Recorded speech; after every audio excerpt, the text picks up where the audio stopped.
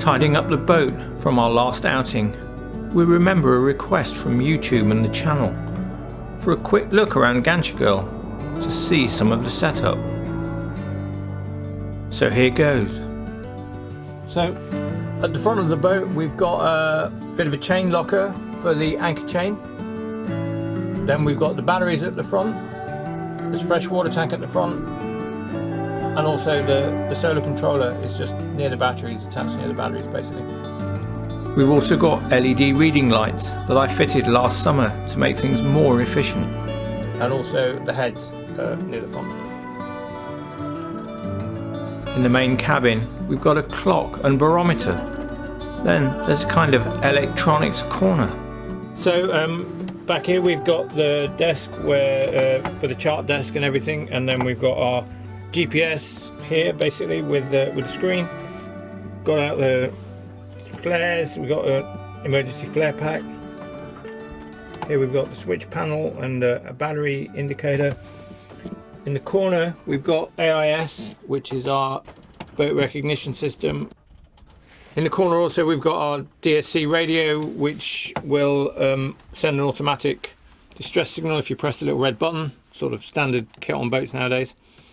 So here, this is basically the electronic hub over here. Then over here we've got the cooker. We've got like a 2-ring gas burner and a grill. This one hasn't got an oven, but we're not going to do much baking anyway, so that's fine.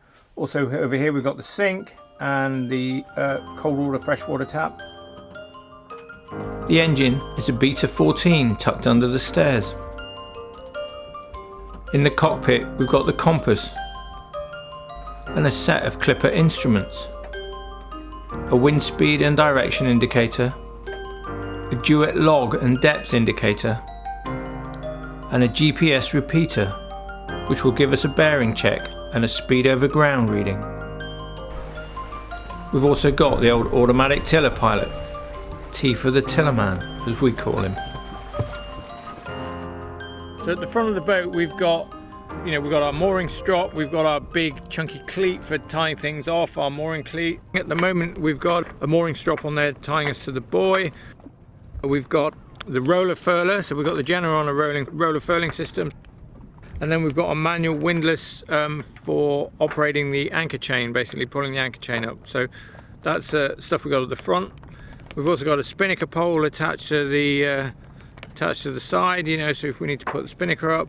And then all our ropes go back to the mast basically, so the halyards and the reef lines are all at the mast, so it means you can't operate everything from the cockpit, but it does mean everything's in one place. If you need to reef, you can come to the mast and do everything from the mast, and I find that fine. And even if I'm on my own I can do it, because with the auto tiller on you can come up to the mast and just do what you need to do with the sails.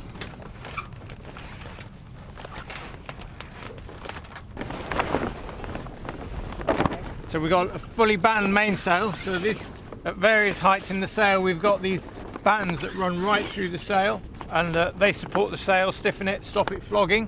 So that's a really good thing for cruising. We've got what's called these are lazy jacks and a stack pack. So the lazy jacks, when you drop the sail, instead of it going all over the deck, it just drops down here, and then the stack pack is a really easy way to just keep it stored.